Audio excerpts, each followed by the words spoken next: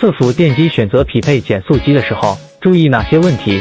减速机选型是每个机械设计工程师的必修课。减速机选型注意事项有：一、减速机输出轴扭矩的计算。减速机的输出扭矩，即是我们对传动机构计算得出的需求扭矩。二、传动机构的最大速度的计算。传动机构的最大速度，机械设计工程师一定是需要自行确认的。